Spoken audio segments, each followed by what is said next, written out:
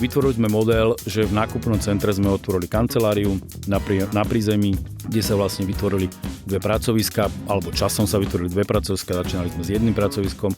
Ale akože za mňa veľkou črtou tej DNA INSEE je práve to načúvanie tým ľuďom a ja stále hovorím, že pointou poolu práve je to, že teba vnímajú ako súčasť toho poolu a vnímajú ťa ako jednotlivca. Za tých 20 rokov sa nič nezmenilo v INSEE, stále je to rovnaké.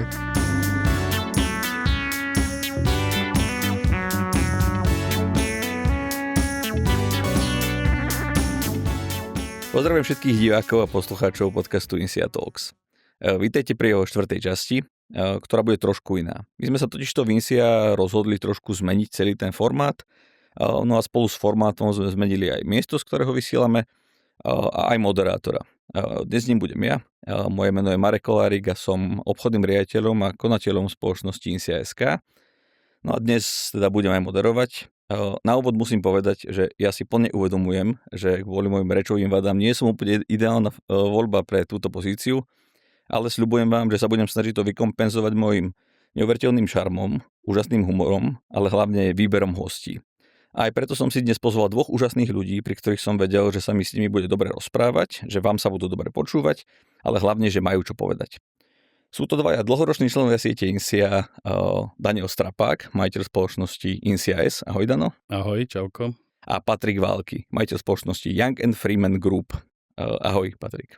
Čauko. Halani, vás spája viacero vecí. Okrem toho, že ste úžasní golfisti, tak ste dlhodobo v INSEE, ste podľa mňa jedni z tých ako keby dlhších členov. Patríte medzi najväčšie spoločnosti v INSEE, a zároveň vediete svoje vlastné týmy zamestnancov, čo nie je úplne zvyk pri tom modeli PFA, a zároveň sa venujete aj korporátnemu poisteniu. To sú všetko témy, o ktorých sa dnes budeme baviť. Možno nie úplne o tom golfe, ale o tých všetkých ostatných snáď áno. Ale ešte predtým vás trošku predstavíme divákom. Patrik, začnem tebou. Musím povedať, že tvoj názov, to som ti nikdy nepovedal, že tvoj názov mi príde ako jeden z najlepších na celom slovenskom trhu. Že ten Freeman, ten slobodný muž, ten ťa že brutálne vystihuje, že tú tvoju slobodu, ktorá z teba naozaj sála, a ten Young zase, ten je ukážkou toho, že si musel začať veľmi, veľmi dávno a že tá firma má nejakú tradíciu. Kedy si ty sa stal súčasťou toho makarského trhu? No, aby som bol úplne presný, stal som sa členom maklérskeho trhu v 94.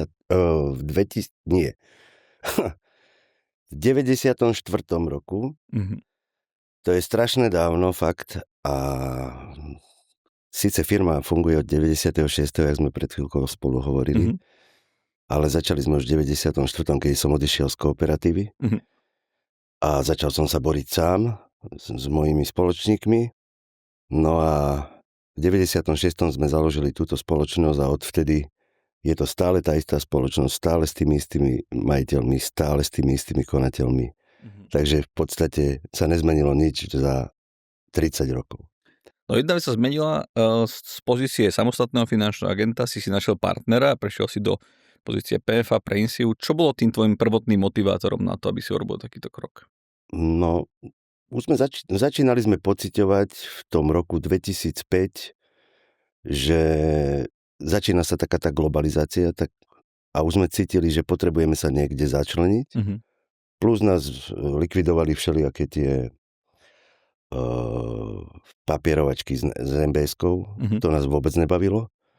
No a keď prišli chalani z INSEE a povedali nám, že to budú robiť za nás, tak to bolo asi vybavené. Jasne.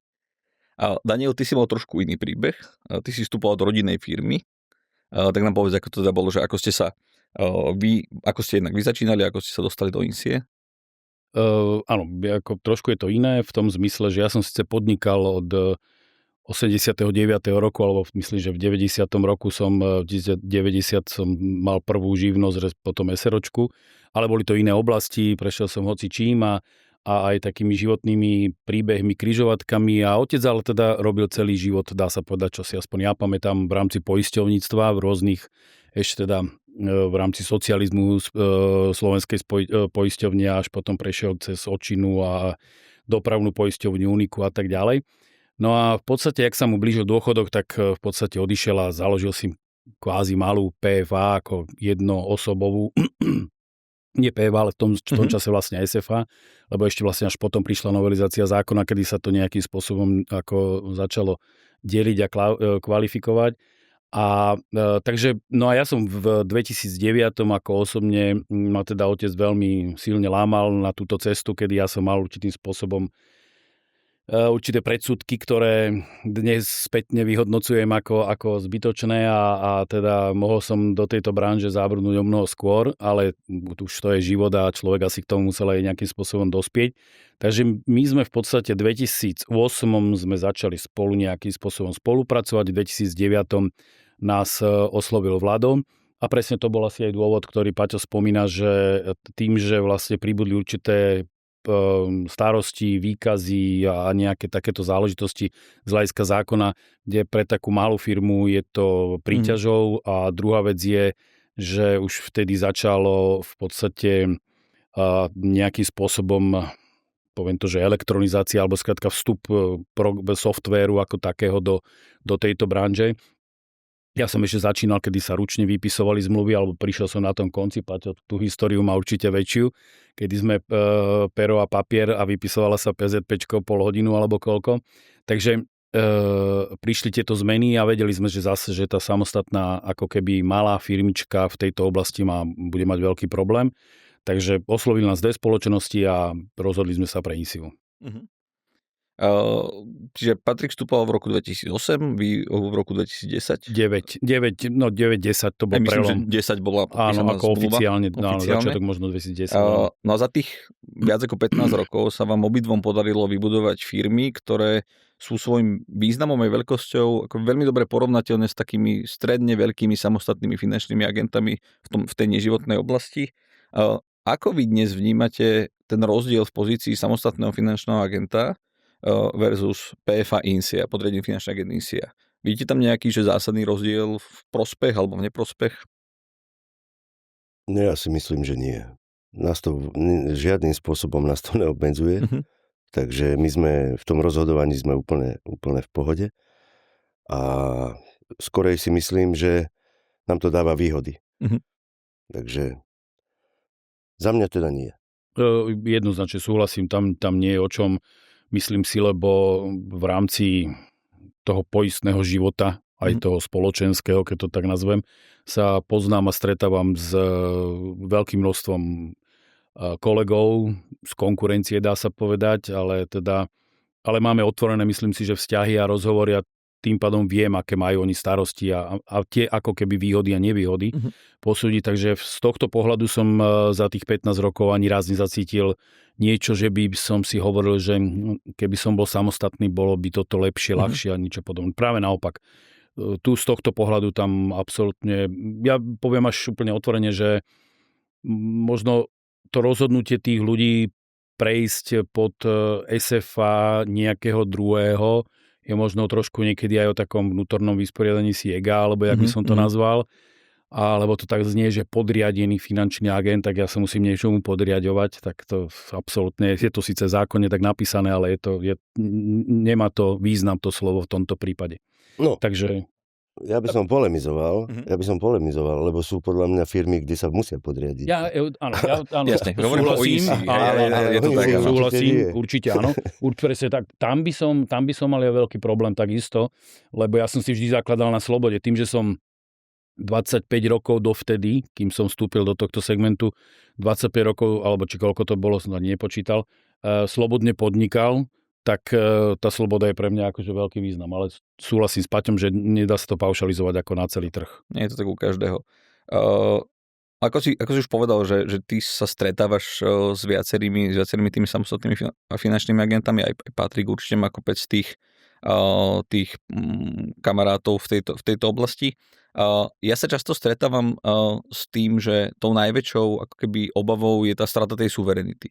Čo sú podľa vás ešte nejaké ďalšie obavy, ktoré tie SFAčka majú pri zvažovaní takéto spolupráce? Pretože viacero ich zvažuje, niektorí zvažujú dlhodobo, niektorí sa naozaj rozhodnú veľmi rýchlo, ale máme dnes INSIákov, ktorých Vlado Matuščín, slovenský zakladateľ INSIE, presvedčal aj 18 rokov. A že prečo si myslíte, že to trvá tak dlho tým ľuďom? Že čo sú tie dôvody alebo čo sú tie obavy, ktoré majú pred tým vstupom? keď môžem, ja poviem, že lebo ma to hneď napadlo aj z pohľadu toho, že mám aj osobné skúsenosti, lebo poviem to tak, že chcem, aby INSIA rastla a jedna z fóriem rastu je aj rozširovanie tej základne. Takže sa o tomto rozprávam a vlastne na tvoju otázku je, podľa mňa moja prvá odpoveď je strach zo straty kmeňa. Alebo z úbytku kmeňa, alebo jednoducho tam, kde sú, by som povedal, že zazmluvnení, tak majú obavu o to, že ich či už im ten kmeň nepresunú, alebo bude ovplyvňovaný zo strany toho SFAčka, myslím ten kmeň a tak ďalej. Čiže to vnímam asi, že z posledných prípadov, ktoré som robil ako nejaké kvázi rozhovory a debaty o eventuálnom ako keby o eventuálnej spolupráci v INSI s inými mimo INSIákmi, tak toto bola jedna z častých otázok, alebo teda debat. Jasne. A ja si myslím, že tí ľudia, ktorí majú založenú firmu, fungujú niekoľko rokov, si povedal 18 rokov, s niekým komunikuješ, tak oni sa boja podľa mňa aj o tú svoju suverenitu.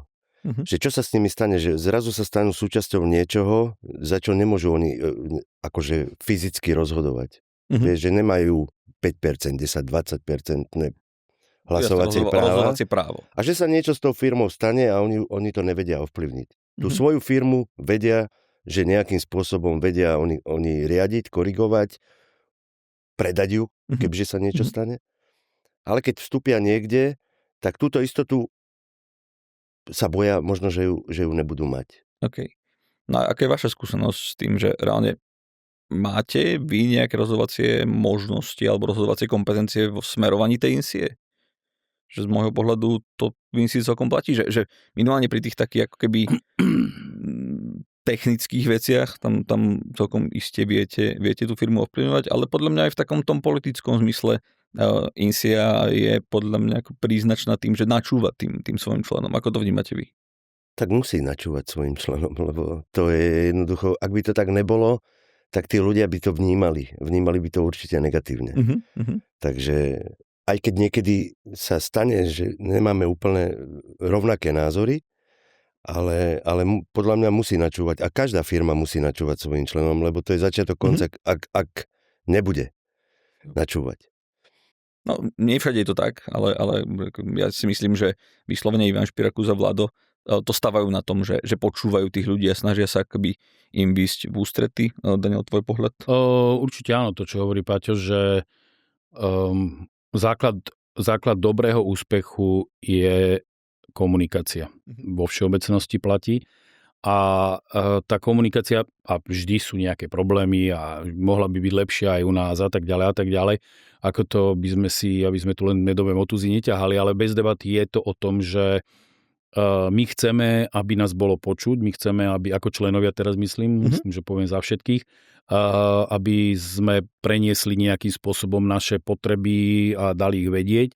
Ja rozumiem a veľakrát a za tých 15-16 rokov, čo sa s Ivanom poznám, došlo aj k sporom alebo k debatám aj možno ostrejším, ale samozrejme je dôležitá tá komunikácia práve to, že vysvetliť, že áno, toto sa dá, respektíve toto je tvoja individuálna alebo pár ľudí potreba, ktorá je cenovo náročná na výstavbu a tak ďalej. Čiže to všetko je o komunikácii a o tom, že vlastne aj my musíme akceptovať, že veci, ktoré sa dejú, a ich je veľmi veľa, sa dejú pre prospech ako INSIE a tie, ktoré by som aj napríklad ja chcel a sa nedejú, majú zase aj iný rozmer práve z pohľadu toho, že je to možno, hovorím ešte raz, individuálna potreba alebo veľmi náročná potreba finančne to vystavať, takže to sú prirodzené veci, ale tá spolupráca je veľmi dôležitá. A pri tých individuálnych ako potrebách tam si myslím, že tam aj to SFAčko by narazilo na to, že okay, toto nie je rentabilné riešenie a proste nebude sa to robiť. Ale akože za mňa veľkou črtou tej DNA INSIE je práve to načúvanie tým ľuďom a ja som si pomerne krátko, ale naozaj aj z toho môjho predchádzajúceho pôsobenia to viem vyhodnotiť, že aké to postavenie tých obchodníkov tam je a myslím si, že v tomto ohľade je veľmi fajn. Ukážkou toho, že medzi tým postavením samostatného finančného agenta a tým podriadeným agentom INSIE nie je veľký rozdiel, je aj to, že vám sa podarilo vybudovať celkom solidné firmy s vlastnými týmami zamestnancov, ktorí sa vám o tie firmy pomáhajú starať, ale vy fungujete v trošku odlišných modeloch. Ako, Daniel, ty funguješ so svojimi zamestnancami? Ja som to mal nastavené a to v podstate aj s otcom bola taká akože dohoda na začiatku, že tým, že ja som pôsobil v jednom nákupnom centre v Pezinku a tak ďalej, tá história, a z toho mi aj ako keby vyplynulo, že som tú predstavu o rozvoji tej firmy v rámci retailu bolo práve to, že skúsime, a na ten čas to bolo veľmi také preborné, alebo skrátka, že nebola to bežná vec, že sa vytvorilo INSIA, ale INSIA Centrum poistenia. Jednoducho Centrum poistenia, všetky poistenie na jednom mieste. Ja si dovolím tvrdiť, že my sme boli prví v rámci Slovenska, aspoň čo mám ja vedomosť, ale nie je podstatné, že či sme jednotka alebo trojka, boli to vôbec. Ale jednoducho vytvorili sme model, že v nákupnom centre sme otvorili kanceláriu na prízemí, kde sa vlastne vytvorili dve pracoviska, alebo časom sa vytvorili dve pracoviska, začínali sme s jedným pracoviskom a vlastne obsluhovali sme klientov z ulice, ktorí mali tú potrebu v rámci hlavne teda retailu, lebo to gro chytá 95% je to retailový, alebo 90% dajme tomu je to retailový klient. Takže ten model sa postavil na tomto s tým, že mali sme od začiatku asistentku, skoro od začiatku, ktorá túto službu zabezpečovala a my s otcom sme sa venovali vzťahovým veciam tým, že som pôsobil v podnikateľskom prostredí dlhé roky, tak som oslovoval klientov z pohľadu práve toho podnikateľského prostredia. Takže ten model sa postavil na tomto. Obchodné centrum, open space, kancelária, pracoviská, retailové, dnes sú už dve a vlastne je tam 5 ľudí v tej kancelárii, takže tento model sa postavil týmto spôsobom. My sme to tak rozložili, ja som celkom ako ten kmeň, som rád, že je rozdelený na možno pol na pol.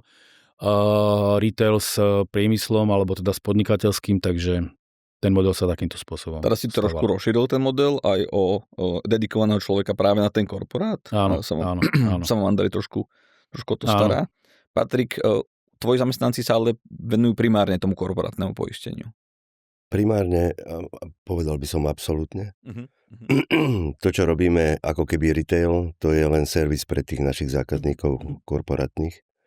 Takže, ale rozmýšľam o niečom, že asi bude treba niečo takéto spraviť, lebo vyzerá, že je to úspešné. A to rozdelenie tých retailových zákazníkov a korporátnych zákazníkov je super. Lebo vieš, ako to je, keď stratíš veľkého zákazníka korporátneho, veľmi ťažko ho nahradíš. Je to tak. Tým sme prešli si niekoľkokrát za tých našich 30 rokov, že nám odišli veľkí zákazníci a bolelo to. Takže to je veľmi dobrý model, čo má dám. A ja som si vlastne až teraz uvedomil, že keď som vás počúval, tak Daniel hovoril o tom, že sa pohybuje v tom podnikateľskom prostredí. Viem, že aj ty máš iné podnikateľské aktivity. A keď som tak nad tým rozmýšľal, tak keď porovnám majiteľov SFAčiek o vašej veľkosti, tak tí sa venujú primárne tomu, alebo len tomu. A vy máte aj iné svoje podnikateľské aktivity. Myslíte, že je to trošku aj tým, že vám tá INSIA trošku rozviazala ruky a pomáha vám s tým manažovaním tej firmy, alebo to je len vami, že ste výnimoční chlapi? My sme výnimoční. To určite ste. Či náhodou aj INSIA, trošku som sa to vypýtal, či náhodou aj tá INSIA nemá na tom nejaký ten... Možno, že si to ani nevedomujeme a je to tak, pretože fakt, kebyže sa mám venovať veciam, ktorým sa nemusím venovať, čo sú tie právne a rôzne iné štatistické veci, voči, dajme tomu tej Národnej banke, tak asi by som mal viacej starostí. Asi by som musel viacej sa tým zaoberať, právnikov si najímať a podobne. Dneska máme na to INSIU, ktorá to za nás zabezpečuje a asi preto máme aj viacej času. Aj voľného času a aj času na iné podnikanie. Ale plus treba povedať, že tí zamestnanci robia svoje, lebo bez nich by to určite nešlo. A sú to zamestnanci, ktorí už, aspoň u nás, sa ma 95% vecí už nepýtajú. Oni presne vedia, ako to majú urobiť, alebo ako by som to urobil ja. Takže už keď sa ma opýtajú, tak to je úplne tá krajnosť. Hej. To určite môžem potvrdiť zo spätných väzieb od kolegov, takže to určite platí. U mňa je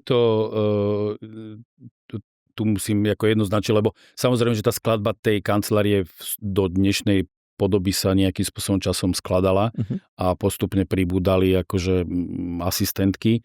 Ako u mňa to trošku aj bolo to, že teda v rámci osobného života som natrafil na veľmi dobrý deal.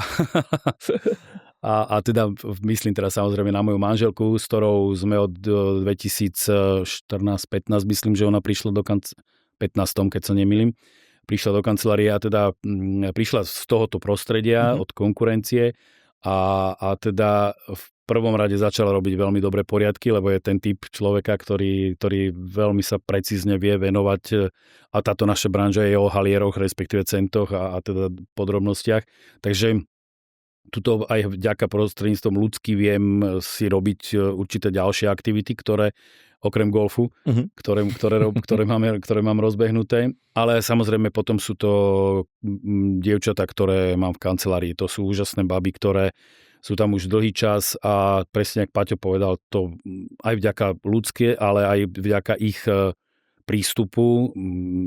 Tá kancelária, musím si zaklepať radšej, že teda ide veľmi dobre. A teraz posledný prírastok je Andrej asi pred rokom a pol, kde ma trochu odľahčil práve od tých podnikateľských aktivít, alebo respektíve teda poistných vecí, prípadov. A už si myslím, že celkom to dobre prevzal. Takže. Ale INSEA k tomu tiež pripomá, aby som sa vrátil k INSEA. Je to podstatné povedať preto, lebo my si ani sami neuvedomujeme, čo vlastne ako to SFAčko má robiť, lebo to už 16 rokov nerobíme. V mojom prípade, alebo 15, to je jedno. Takže určite je tam kopec starostí, ktoré v rámci INSEA ako takej prebiehajú niekde mimo nás. Jo, akože to, čo vnímam ja, tak jednak samozrejme to legislatívne odľahčenie, čo som si napríklad aj teraz uvedomil pri našej kontrole, ktorá u nás prebiehala, kde sme vypracovali, nakoniec to z toho bol 312 stránový materiál, ktorý sme na MBS-ku posielali. A ako som sa vrtal v tých smerniciach, tak mne vrtal hlavou, že ako by si s týmto poradili práve tie SFAčka, ktoré na tom trhu poznám, ak by im takáto kontrola prišla a INSEA určite v tomto tých svojich členov vie nejak odľahčiť a oslobodiť od týchto povinností. No ale teda, keď sa vrátime k tomu, tej skladbe portfólia, alebo k tej starostlivosti o to portfólio, tak ty máš za neho kombinované portfólio, retail aj korporát. Patrik, ty vyslovene len korporátne poistenie. Máme kopec kolegov, ktorí sa venujú len práve tomu retailu. Ako vy dnes z pohľadu retail versus korporát vnímate INSEA? Je to viac retailová firma alebo viac korporátna firma? Čo je ten váš pohľad znútra? Pretože častokrát počúvam naozaj, že rôznorodé spätné väzby, že vy v INSEA robíte len retail, ja tam nebudem môcť robiť korporát. Potom pre niekto ďalšie povie, ja robím retail a vy tam robíte len ten korporát, takže ja nebudem tam asi môcť sa medzi vás pridať. Ako to vnímate vy? Za mňa je to dobrý mix retailu a korporátu. Určite. Veľmi veľa skúseností sa využíva z toho retailu a využije sa to aj v tom korporáte. Takže pre mňa je to dobrý mix a dobrý mix tých skúseností. Tí ľudia, keď sa stretneme, tak si to vieme dobre odovzdávať. A to sa mi páči. Keďže som sám malá firma, tak sme úplne sami. Jasne. A všetci sú konkurenti. Dneska ja mám 300-400 ľudí, s ktorými sa môžem porozprávať a viem, že niekto robí dobre to, niekto robí dobre tamto. A keď niekto chce poradiť v korporáte, tak nemám s tým žiadny problém. Takže určite to nie je tak, že ani že retailová alebo korporátna firma. Ja si myslím, že to je už sa to dostalo do stavu, že je to dobrý mix. Ja poviem tak, že neviem to odhadnúť z hľadiska čísel, lebo nepoznám nejaké, to asi ty vieš lepšie, že kde sú aké podiely. Ja si myslím, že v rámci poistného trhu poisťovní, môj subjektívny pocit je, že nás vnímajú viac ako retailového SFAčkara, ale teda, že to neznamená, že len retailového. To je to, čo hovorí Páťo, je, že my ako korpor alebo priemyslovací, alebo akokoľvek sa nazveme, tak samozrejme sme rádi, keď... Ja som vždy skôr mal pocit, že ten retail si ide svojím životom, je aj INSEA ho veľmi ako keby veľmi slušne na začiatku podporovala v zmysle kalkulačiek a elektronizácie a všetkých tých vecí, nástrojov, ktoré sme dostali do rúk na urýchlenie tej práce, takže tam ten akcent zo strany Prahy, alebo teda ako centrály INSI, ale aj vláda Žiliny bol jasný. Ale teraz sa trošku začína prebudzať aj tá aktivita smerom k priemyslu a aj k nejakým možno odborným garantom, a nie garantom odbornej ako podpore zo strany ako boardu. Takže áno, to, čo hovorí Paťo, že podľa mňa sa to dorovnáva, ale primárne sme podľa mňa ešte stále na tom trhu skôr, si myslím, ako retailový klient. Makler.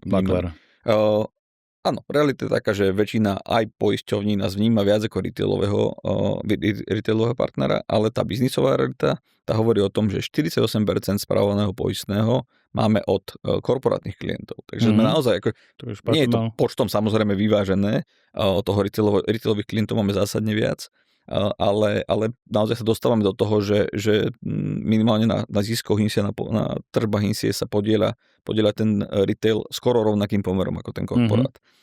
Ale to, čo som povedal, platí, že poisťovne nás vnímajú viac ako retailového partnera. Komplikuje vám to niekedy prácu v tom korporátnom poistení, že by nás takto poisťovne vnímali? Nie vôbec, absolútne. Ani raz som sa s tým nestretol. Toto nebola téma. Okay, lebo častokrát... Naši klienti určite takto nevnímajú. Ale ani poisťovne. Ani poisťovne. Lebo častokrát počúvam, že ale vás tí poisťovne proste berú ako toho retailového hráča a potom ten korporát trošku ťažšie sa mi tam bude robiť, čo ja sa snažím to vysvetliť, že to tak nie je. Hej, že aj na základe vašich spätných väzieb viem, že to úplne neplatí. Ja by som tú tvoju otázku ani nie, že tú tému poopravil, že poviem tak, že poisťovne vnímajú mňa ako strapáka INSIA Pezinok. A vnímajú, že som súčasťou siete INSIA, ale oni vnímajú mňa to, čo im dávam za požiadavky a tak ďalej, o čom s nimi komunikujeme. Čiže áno, oni mňa vnímajú skôr ako možno podnikateľského, alebo teda možno pol na pol, to je jedno, ale nevnímajú ma ako retailového klienta, maklera. Čiže toto, že keď argument niekto by hovoril, že vás ako INSIU vnímajú ako retailového maklera, je podľa mňa trošku také, že nie je úplne presné, lebo som sa s tým nikdy nestretol. Je to tak, ja použijem si presne ten istý argument, ktorý používam aj ja. Ja stále hovorím, že pointou poolu práve je to, že teba vnímajú ako súčasť toho poolu a vnímajú ťa ako jednotlivca. Tak ako ťa vníma klient úplne nevníma tú INSIU nad tebou, ale vníma teba, Patrika, vníma teba, Daniela. A takisto sa na to pozerajú tie poisťovne. Čo sám viem povedať, keďže som v tých poisťovniach pôsobil skoro 15 rokov, tak toto je trošku taká iracionálna predstava alebo obava, ale chcel som aj od vás počuť váš názor. No a čo sa týka tej podpory, tak máte zo strany centrály dostatočnú podporu v tom korporáte, alebo ste natoľko samostatní, že v podstate ani nepotrebujete? To ja si myslím, že sa to podstatne sa to zmenilo, lebo keď si spomeniem, keď v tom 2008, alebo keď sme došli do INSIE, tak tá podpora korporátu bola veľmi slabá, ale to je vývoj. Jednoducho za tých 20 rokov pomaly sa to zmenilo a ja si myslím, že tá podpora je momentálne na slušnej úrovni. Jednoducho aj Samo je tam, jeho nič nezaskočí, jednoducho povieš mu problém, vie, čo má urobiť, rozhodí siete a za pár dní ti dá nejakú spätnú väzbu, povie ti čo a ako. Takže ja si myslím, že je to jasné, podpora by mohla byť vždy aj väčšia, ale aj menšia. A za tie peniaze, ktoré do toho dávame, si myslím, že to je slušné. Ako absolútne súhlasím, presne ten vývoj bol. V začiatky asi však sme plus minus o 2 roky, teda aj Paťo skôr, ale áno, ten vývoj na začiatku bol v rámci tých retailových produktov a tej retailovej podpory, ale to bolo pochopiteľné, lebo je to ľahší ako keby produkt v úvodzovkách z pohľadu elektronizácie a automatizácie, takže to bolo úplne prirodzené, ale čo sa týka korporátnych klientov a vôbec tej celej problematiky, áno, presne tak, že čím ideme ďalej, tým je to lepšie a lepšie.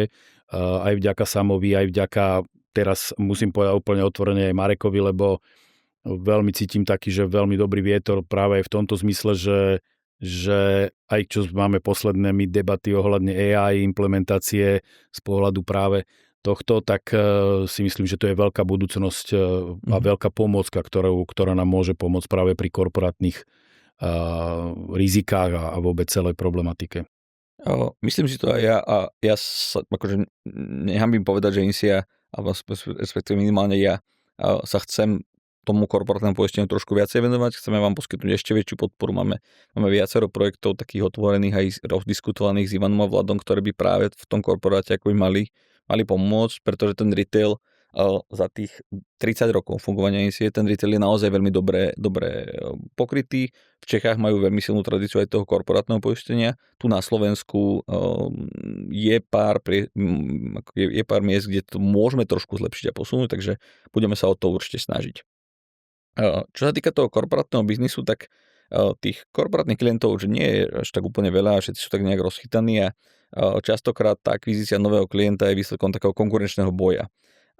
Ja sa že prehnane často podľa mňa stretávam s takou pri tých akvizičných diskusiách s takým argumentom, že no ale vás je v INSEE strašne veľa a ja keď pôjdem do INSEE, tak ja sa stanem súčasťou nejakého vnútorného konkurenčného prostredia a mne to obmedzí zásadne moje akvizičné schopnosti v zmysle klientov.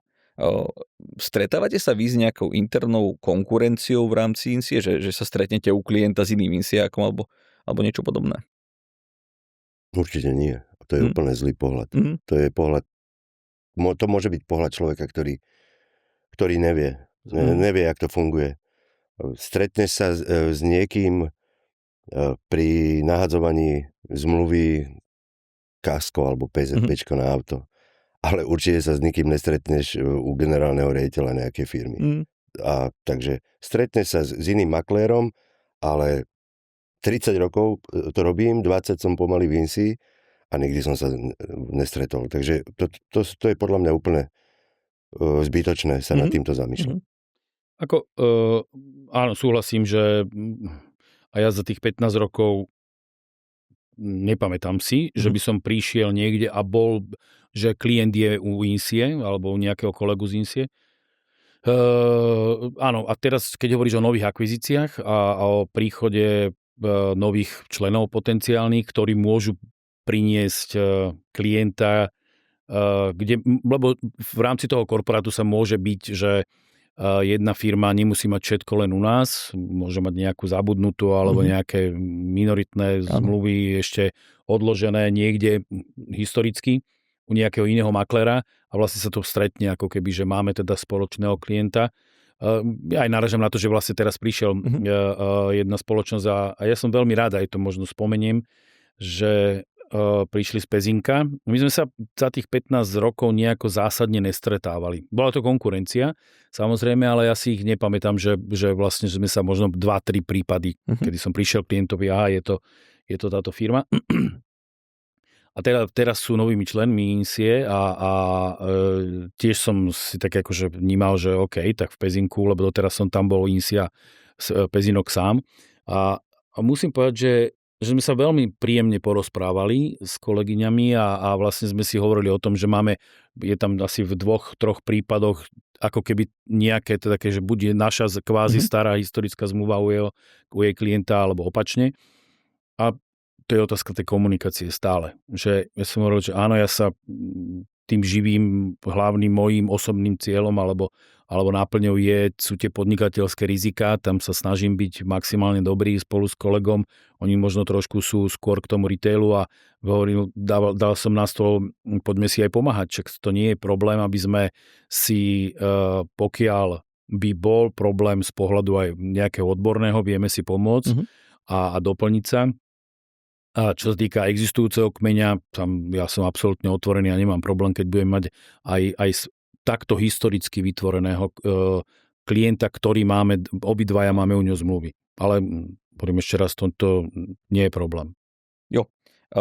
Tam sú z môjho pohľadu také ako keby dve zásadné veci.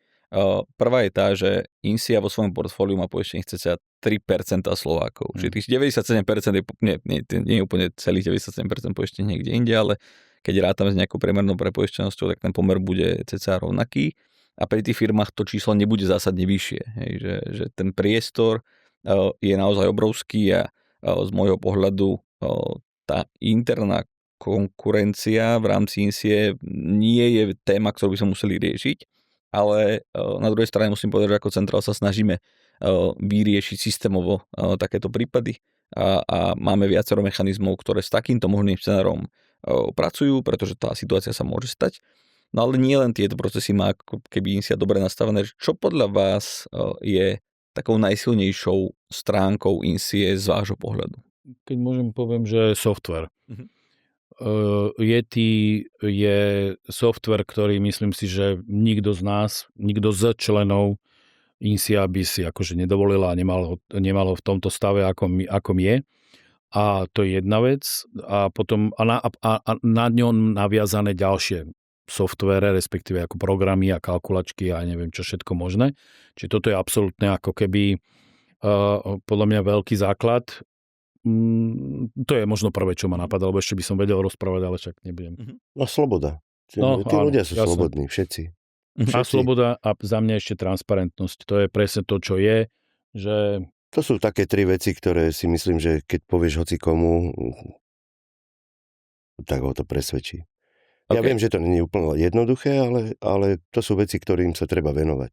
Okay. Keď hovorím o tej transparentnosti, tak tá transparentnosť sa stala takým buzzwordom toho poistného trhu. Každý sa tvári, že je transparentný, ale tú transparentnosť si každý vysvetľuje trošku inak. Čo z vášho pohľadu znamená tá transparentnosť v INSII? Tak pre mňa transparentnosť a prečo aj v podstate to je vec, pre ktorú som sa rozhodol ísť do INSIE, v porovnaní s tou konkurenčnou ponukou, ktorá v tom čase bola na stole, bola tá transparentnosť a to bolo práve to, kedy som navnímal ten princíp celého obchodu a dielby provízií a všetkých týchto vecí. A bola práve tá, že ja viem, koľko má INSIA, ja viem, koľko si za to, aké svoje fíčko si za to nechá a je akceptovateľné.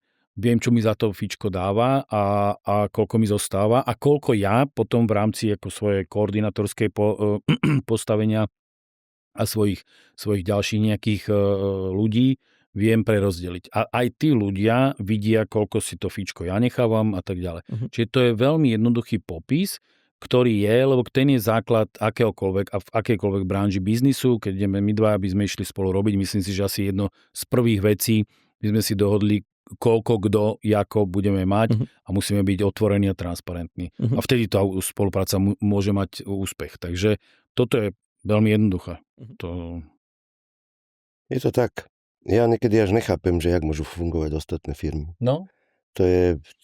Aj pre mňa. Niekedy rozmýšľam nad tým, že ako to robia, že vôbec sú funkčné a úspešné.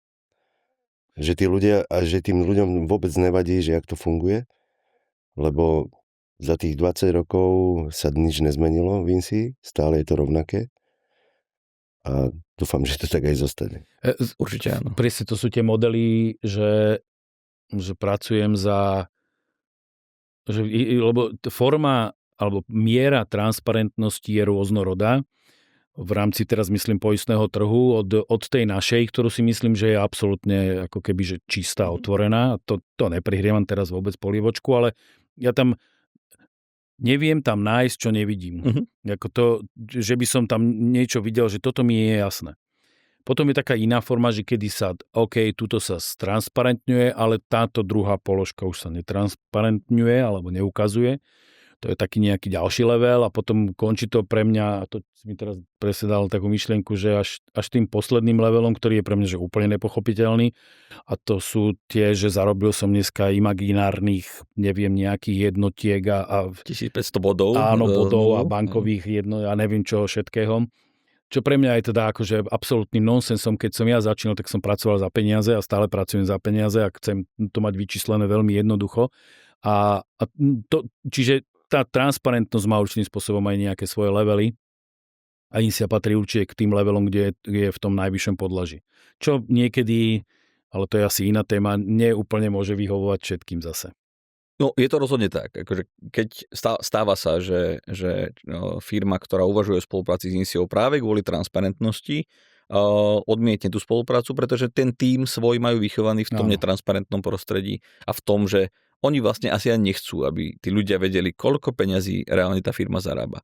Vinci, tá transparentnosť je podľa mňa naozaj že jedinečná. Nepoznám na slovenskom trhu firmu, ktorá by zverejňovala všetky zmluvy s finančnými inštitúciami, ktorá by v rovnakom pomere vyplácala objemové provízie, čo je naozaj že výnimočný element tej transparentnosti. Za minulý rok to bolo 1,5 milióna eur, ktoré šli do siete, čo je suma, ktorú nikto, som si istý, že nikto nevypláca z tých neživotných maklerov svojim obchodníkom v takomto rozsahu.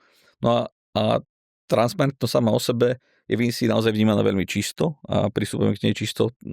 Naozaj sú firmy, ktoré o sebe rozprávajú, aké sú transparentné, ale ľuďom vyplácajú body, rozprávajú, že sú transparentné, ale popri tom fungujú na princípoch tzv. Obchodných tajomstiev a tvrdia, že bez nich by tá firma proste nefungovala, že to neznamená, že nie sú transparentní, ale u nás je to naozaj všetko otvorené a ten rozdiel medzi podriadeným finančným agentom INSIE a samostatným finančným agentom v zmysle prístupe k informáciám je naozaj, že povedal som, že minimálny. Že asi tam nejaký je, ale keď niekto chce zistiť tie informácie, môže. Takže toto je veľmi, veľmi silné špecifikum INSIE, ale na ňo spomenul si ten podiel, ktorý ty platíš INSIE za služby, ktoré ti poskytuje. Ten veľmi otvorene verejne komunikujeme, že je niekde na úrovni, nie niekde na úrovni 15%, ale je to 15% pre každého. A povedal si peknú vec, že ti to dáva dostatočnú pridanú hodnotu. Cítiš to tak stále, že si jeden z najväčších členov, čiže aj ten podiel odvádzaš pomerne vysoký. Cítiš, že ti tá INSIA dáva tú pridanú hodnotu za tie peniaze? Áno, akože mám byť obchodníkom a budem teraz vyjednávať a som v rámci podcastu. Nie, určite ani sa to nedá, ako to som povedal, ako joke, ale tak sme tu hovorili, vždy sa snažíme robiť veci lepšie, aj my v rámci svojich firiem a tým pádom to prenášame túto potrebu aj voči INSI ako centrále, ale primárne, alebo teda v rámci takého nejakého základu som absolútne spokojný, že je to úmerné za to, čo som tu vymenoval, alebo respektíve ani som nestihol vymenovať tie pridané hodnoty, ktoré dostávame. Paťo, ako sa na to pozeráš ty? Ja sa na to pozerám, že je to nadstavené slušne. Na druhej strane, keď si to tak zoberieme z opačnej strany, tak 15% priemerný zisk alebo marža je veľmi slušná marža. Keď je tá firma na tom od začiatku postavená, jak je postavená INSIA, tak je to podľa mňa veľmi, veľmi dobrý model. Lebo tá INSIA presne vie, koľko si môže dovoliť. A my vieme presne, koľko si môžeme dovoliť a je to dobrý model. Áno, trošku by som mal opravil, že to nie je zisk. Že to je tržba. Nie je to zisk, ja si to plne uvedomujem. Hej. Ale je to slušné číslo. Určite. To je veľmi slušné. Keď sa pozrieš na podnikanie a niekomu povieš 15%, tak to je veľmi slušné číslo. Určite áno. Na druhej strane treba povedať aj to, že keď sa pozrie ktokoľvek na Finstat slovenskej INSIE, tak uvidíte, že napriek nárastom na tržbách, tak na tých ziskoch INSIA nerastie. Že my tie peniaze stále dávame do tej siete, stále sa snažíme podporovať aj tú centrálu akoby rastom. Obrovské peniaze nás stojí aj tá IT sféra a tie nástroje, ktoré vyvíjame, takže za mňa je to férová marža, ktorá je, povedal by som, že trošku nižšie pod priemerom toho slovenského trhu, ak sa bavíme o celkovom trhu, ale dá sa s tým fungovať, tak ako si povedal. Chlapci, mi sa veľmi dobre počúva to, čo INSI rozprávate, ale často dostávame takú spätnú väzbu, že keď niekto rozpráva na verejných forách o INSI, že ju až príliš chváli, že veľmi pekne o nej rozpráva, že to nie je uveriteľné, tak skúste keď tak povedať niečo, čo vám na INSI vadí. My to keď tak vystrihneme, už sa blížime k záveru, tak sa to bude dobre strihať, takže kľudne. Teraz nemá čo vystrihnúť, tak teraz Že je niečo, čo vám na INSI chýba, alebo čo by ste ešte chceli rozšíriť, o čo by ste chceli tie služby INSI rozšíriť? Ja keď môžem, mám jednu vec v hlave, ktorú už... Aby si nezabudol. No však práve, lebo nemám si to kde zapísať, vieš. Ale budúcnosť, a myslím, že Paťo bude súhlasiť, budúcnosť úspechu poisťovacieho maklera bude v servise. A teraz myslím to tak, že v princípe ten trh sa postupne, a teraz poviem, že nie len v podnikateľskom sfére, ale aj v tom retaili. Myslím si, že ten trh sa selektuje od takých tých rýchlo kvasných maklerov a teda obchodníkov a zostanú a budú zostávať v podstate, aj tí klienti si budú vyberať tí ľudí, ktorí majú tú odbornosť na veľmi dobrej úrovni. Čiže tá odbornosť je samozrejme absolútnym základom, ktorú treba mať v našej branži, ale tam už tie zásadné rozdiely asi podľa mňa až také veľké nebudú.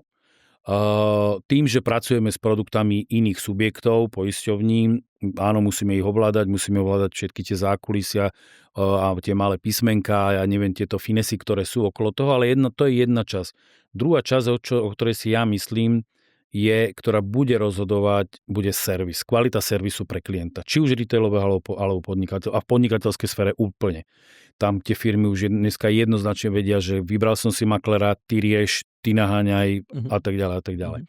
No a prečo to hovorím, je práve možno aj trošku, aj nie že kritika, ale akože námed na to, aby sme aj v tomto smere my zabrali, že možno posilnenie, to, čo sme sa bavili o nejakej odbornej časti v rámci likvidácie a nejakých iných záležitostí, ktoré, áno, doteraz si to riešime trošku sami, ale tie bežné veci vieme vyriešiť. Príde vždy nejaká životná situácia a poistná udalosť, ktorá je špecifická, ktorá je náročnejšia a tak ďalej a už aj tie naše odborné skúsenosti nesiahajú alebo nedostačujúce sú.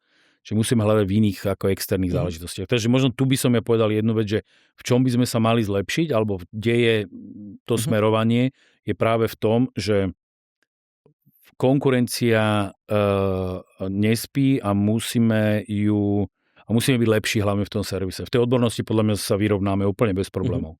Servis, ten bude rozhodovať v budúcnosti. OK. Predtým, než odpovie Patrik, tak musím povedať, že som rád, že si povedal práve toto, pretože práve téma likvidátora alebo projekt likvidátora je niečo, čo už máme s Ivanom a Vladom otvorené. A v podstate je to vo fáze, že hľadáme na to schopného človeka, ktorý to bude vedieť robiť univerzálne pre každú poisťovňu. Takže v dohľadnej dobe verím, že sa nám práve tento problém akoby podarí vyriešiť, pretože aj my tak trošku cítime, že je toto oblasť, ktorá nám môže pomôcť aj v tom takom konkurenčnom boji. Aj keď na druhej strane musím povedať, že je pomerne komplikované vytvoriť ten model pri firme, ktorá nemá nejaký svoj in-house biznis, ktorým dokáže toho likvidátora živiť. Patrik, čo by si na ICI zlepšil ty? Ja by som zlepšil na ICI asi to povedomie.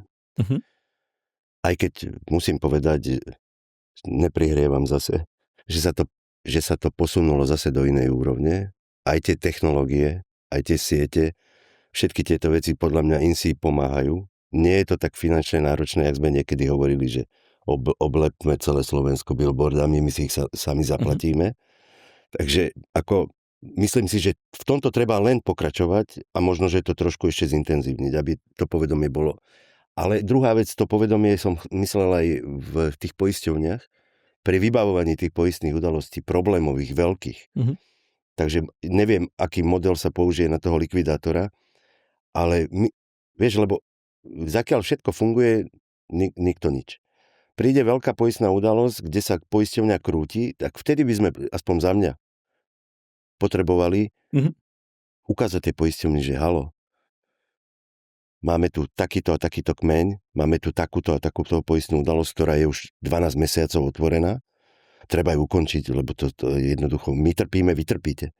Takže, ale že my si to uvedomujeme a poisťovne si to neuvedomujú, im je to úplne jedno, takže toto by som ja tak chcel, že ak príde problematická udalosť, čo po väčšine je to poistná udalosť, tak aby sa do toho zapojila tá sila tej firmy, ktorá je, aj preto sme do nej išli, aby jednoducho tá synergia, aby sa nejakým spôsobom prejavila. A možno v tomto, a možno, že to tak plánuješ, že máš nejakú takúto víziu s tým likvidátorom, a fajn by bolo, aby ho poznali všade. Jo. Na tých likvidáciách. A my, keď im to povieme, jedným uchom dnu, druhým von. Ale keď im to povie niekto z centrály, že halo, a má čísla naštudované, budem im vedieť povedať, že koľko do tej poisťovne dávame, tak ja si myslím, že aspoň nám by to pomohlo určite a všetkým maklérom, ktorí sa zaoberajú korporátom. Určite. To povedomie a zdvíhanie toho povedomia u tej odbornej verejnosti je aj dôvod, prečo tu dnes sedíte. Chceme dvíhať to poznateľnosť značky, primárne u tých profesionálov, a preto by tie billboardy možno nepomohli tak, ako pomáhajú práve takéto menšie aktivity s cielením na práve ten poistný trh. A ten likvidátor je namyslený veľmi podobne, hej, že tiež to bude človek, alebo veríme, že to bude človek, ktorý bude mať dobré meno na tom trhu a človek, ktorý sa naozaj vie obracať aj v rôznych typoch poistných udalostí. Takže verím, že sa nám podarí tieto dva problémy v dohľadnej dobe neúplne vyriešiť, ale aspoň nejakým spôsobom sa v tej oblasti posunúť ďalej. Dobre. Ja si myslím, že tam bude chuť aj zo strany nás ako maklerov. Nechcem to tvrdiť, že 100%, ale aspoň raz tak vnímam, že ako spolupodielať sa na nákladoch nejakou formou otázka využiteľnosti. Keď ja ho využijem 10-krát za mesiac, tak viem si predstaviť, že niečo na to, lebo tak či tak ho potrebujem. Ja ho potrebujem do firmy, mám teraz externistu, ktorého musím si zaplatiť, keď idem riešiť niečo. Čiže ja si myslím, že tam tento projekt sa dá relatívne ako veľmi rýchlo spustiť. Áno, ľudský faktor, nájsť človeka odborného je dneska nie jednoduché. Takže. Dobre. Chlapci, ja mám takú poslednú otázku, keďže ste tak veľmi dobre popísali ten obchodný model INSIE počas tohto celého rozhovoru, tak keď sa nad tým tak zamyslíte, tak pre koho je INSIE podľa vás tou správnou voľbou v zmysle spolupráce? Tak ja si myslím, že lebo to je otázka hodnôt alebo nastavenia akože individuálneho človeka. Nebudem teraz akože nie sú, že firmy, z ktorých by sme mali čerpať, by som mal menovať, ale je to skôr individuálne nastavenie.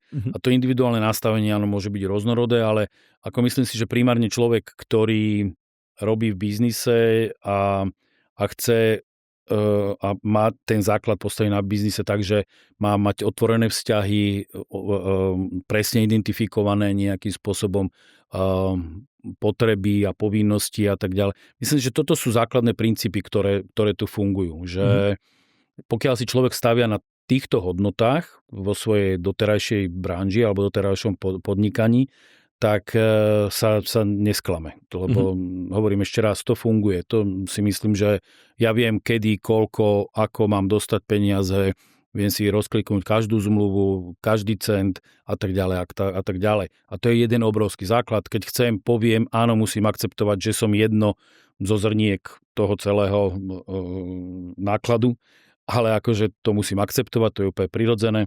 Čiže to sú nejaké určitým spôsobom hodnoty, základné princípy podnikania. To nemá ani možnosť poisťovníctvom nič spoločné. To sú tie princípy nad tým. Tak za mňa, ja si myslím, že je vhodná INSIA a vstúpiť do INSIE pre každého, kto nad tým rozmýšľa biznisovo. Viac sme hovorili, to fičko, ktoré si necháva INSIA, je to menšie na tom trhu. Služby sú slušné, takže každý, kto si robí nejaký výber a chce niekam ísť, tak musí prísť na to, že je to pre ňoho jedna z tých lepších možností. Takže úplne sedliecky, keď sa nad tým zamyslí, príde na to, že asi by mali ísť do INSIE. Takže tak. Super chalani, ďakujem vám veľmi pekne. Veľmi si vážim, že ste si našli čas sem prísť a že ste nám porozprávali o tom, ako vy vnímate INSIu. Ešte tam musím povedať, že to veľmi dobre počúvalo a mal som pravdu, keď som hovoril, že sa mi bude s vami dobre rozprávať a verím, že aj posluchačom a divákom sa to dobre počúvalo. Tak ešte raz ďakujem a nech sa vám darí. Ďakujeme. Ďakujeme, pozdravujem. Čaute.